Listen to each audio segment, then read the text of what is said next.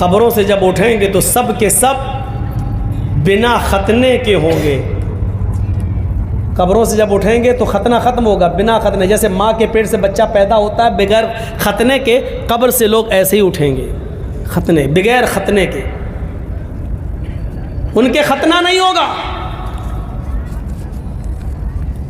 जब अल्लाह के नबी सल्लल्लाहु अलैहि वसल्लम ये मंजर बयान कर रहे थे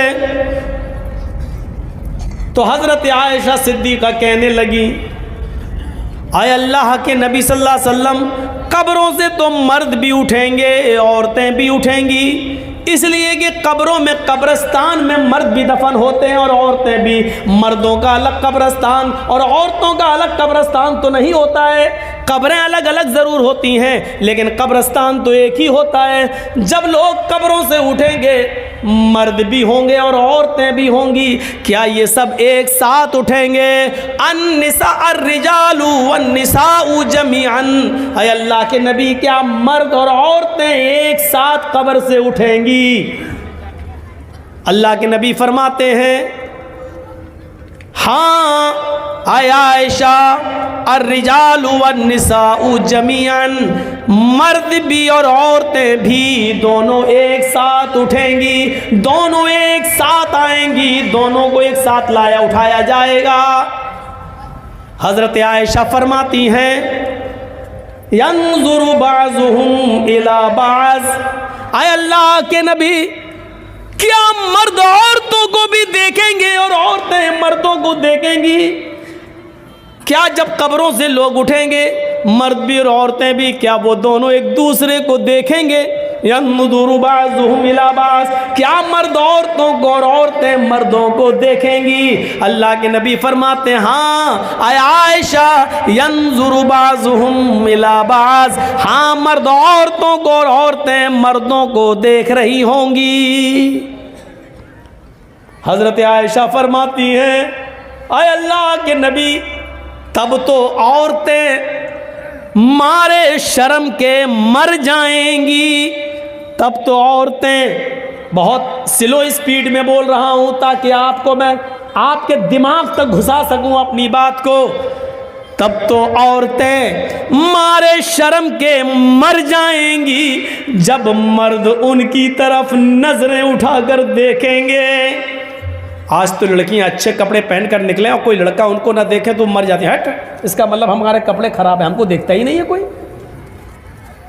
हजरत आयशा कह रही हैं, तब तो औरतें मारे शर्म के मर जाएंगी जब मर्द उनकी तरफ नजरें उठा के देखेंगे।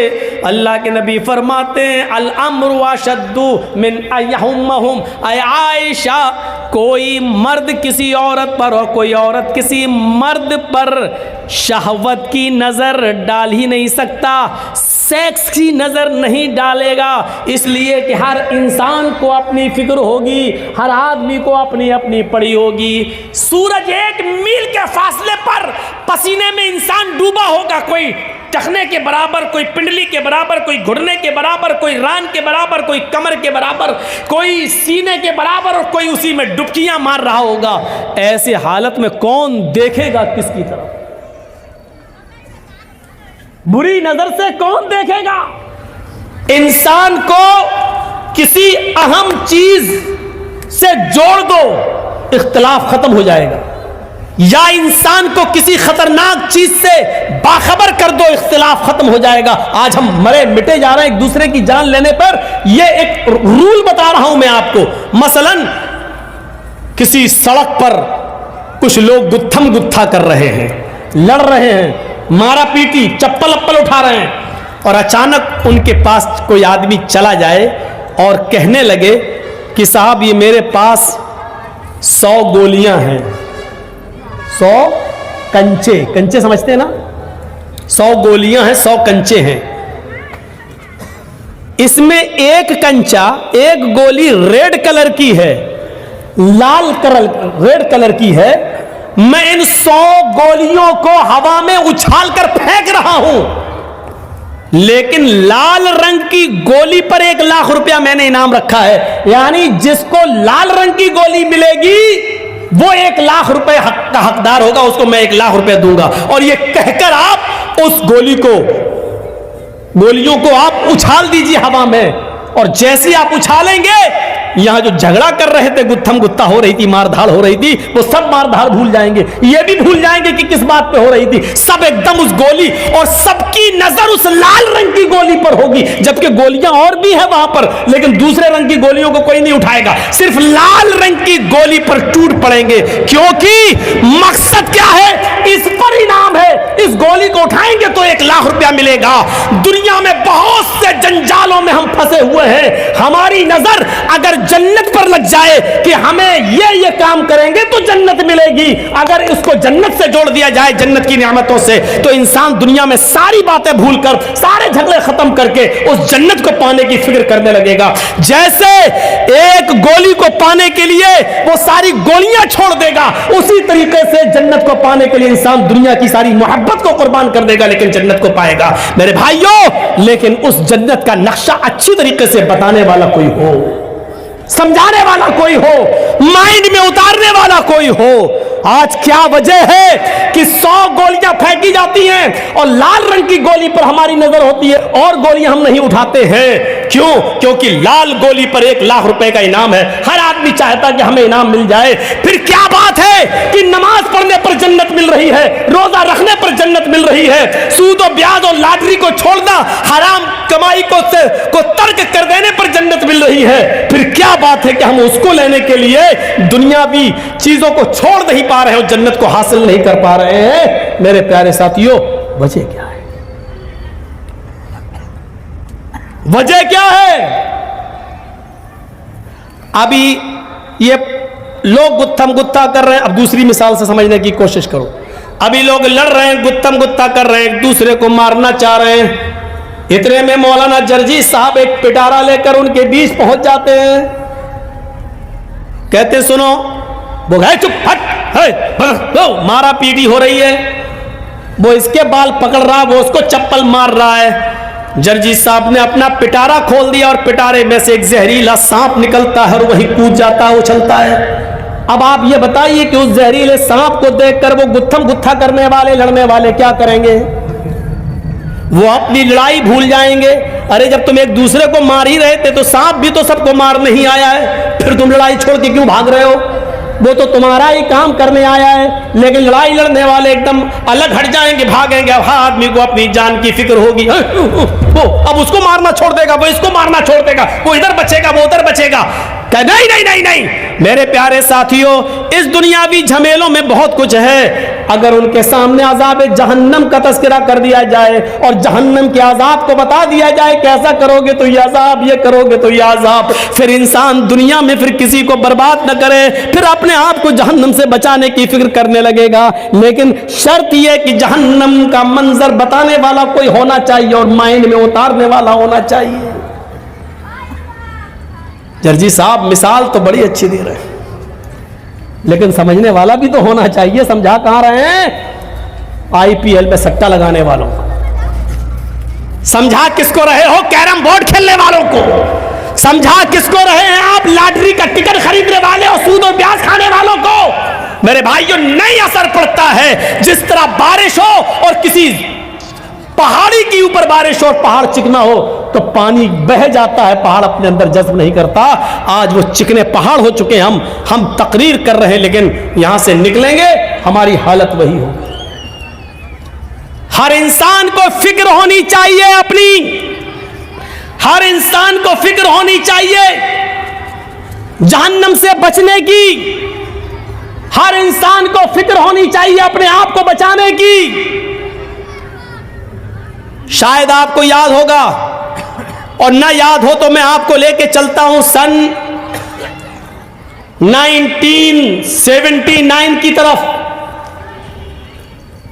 आइए थोड़ी सी हिस्ट्री की बात भी कर लेते हैं। सबसे पहला स्काई लैब अमेरिका ने फिजा में छोड़ा था। सबसे पहला स्काई लैब आसमान की बुलंदियों की तरफ अमेरिका ने छोड़ा था सन 1979 के अंदर। सन 1979 के अंदर 79 में अमेरिका ने पहला स्काई लैब छोड़ा था, जिसका वजन, जिसका वेट 80 टन था। 80 टन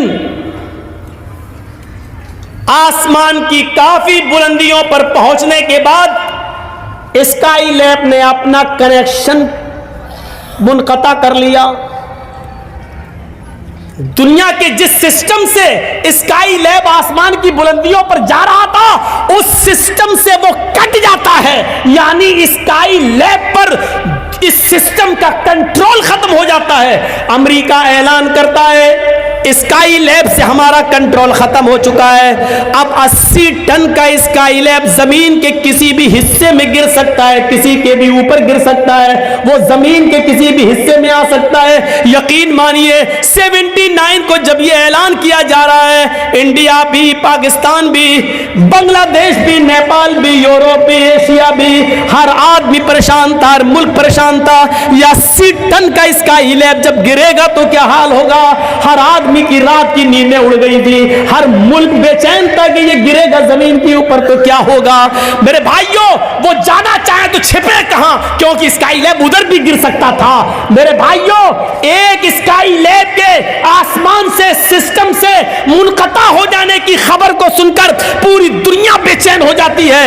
एक 80 टन के स्काई लैब को उससे रिश्ता मुनक़ता हो जाने के बाद दुनिया की नींद उड़ जाती है कि स्काई लैब अगर हम पर, हमारे बच्चों पे गिर गया तो क्या होगा। मेरे भाइयों, तसव्वुर कीजिए कि जब एक हल्की सी खबर हमारी रात की नींद उड़ा देती है, तो इस खबर के आगे हमारी नींदें कितनी उड़नी चाहिए कि यवद्दुल मुजरिमु लौ यफ्तदी मिन अज़ाबि यौमइज़िन बिबनी, लौ यफ्तदी मिन अज़ाबि यौमइज़िन बिबनी। आज मेरा बेटा जहन्नम में चला जाए लेकिन मैं जन्नत में चला जाऊं। कितनी बड़ी खबर है। कुरान पढ़ते हो, अभी रमजान का महीना आ रहा है, तरावी होंगी, सुन लेना। एक कारी साहब आएंगे और अलिफ लाम मीम के अलिफ से शुरू करके 18, 20, 25 एक महीने में कुरान खत्म कर देंगे। या लमून तालमून के अलावा हमारी समझ में कुछ नहीं आएगा।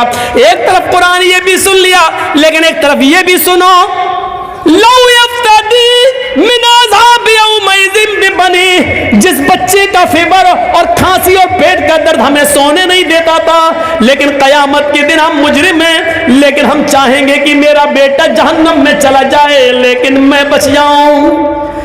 अय अल्लाह, मेरे बेटे को ले ले। लौ यफ्तदी मिन अज़ाबि यौमइज़िन बिबनी, फिदिये में ले ले। अय अल्लाह, मेरा बेटा ले ले, जहन्नम में डाल दे, मुझे छोड़ दे। वह साहिबती वो बनी, एक रात जिस औरत के बिना नहीं रह पाते, आय अल्लाह मेरी बीवी ले ले और जहन्नम में डाल दे लेकिन मुझे छोड़ दे। अल्लाह मुझे बचा ले, अल्लाह मेरी बीवी को ले ले। वाखी, ये मेरा भाई है, इसका बाप मेरा बाप एक है, इसकी माँ मेरी माँ एक है। इसकी रगों में मेरे बाप का, मेरी माँ का खून दौड़ रहा है, मेरी रगों में भी मेरे बाप माँ का खून दौड़ रहा है। भाई भाई के लिए जान देने को कुर्बान होता है दुनिया में, लेकिन कयामत के दिन वो भाई कहेगा, अल्लाह ये मेरा भाई है, इसको तू जहन्नम में डाल दे लेकिन मुझे छोड़ दे। अल्लाह इसको जहन्नम के अंदर फेंक दे लेकिन मुझे छोड़ दे। अल्लाह इसको डाल दे, मुझे छोड़ दे। और आगे वाला जुमला, वो फसीलतिहिल्लती तुवी, अल्लाह ये मेरा खानदान है, ये मेरे चचा, ये मेरे बाबा, ये मेरे काका, ये मेरे नाना, ये मेरे दादा।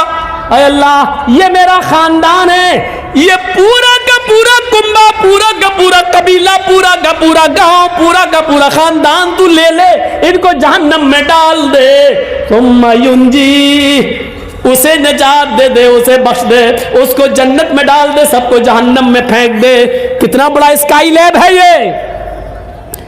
एक हल्का सा स्काई लैब 80 टन का, अमेरिका और इंग्लैंड, बर्तानिया, मिस्र, जापान और France, Israel, Arab, Europe, Asia, India, Pakistan, Sri Lanka और बांग्लादेश सबकी नींद उड़ा रहा है कि कहीं हमारे सर पे ना गिर जाए। मेरे भाइयों, कभी आपने सोचा है कि जहन्नम का अजाब कहीं हमारे सर पे ना आ जाए?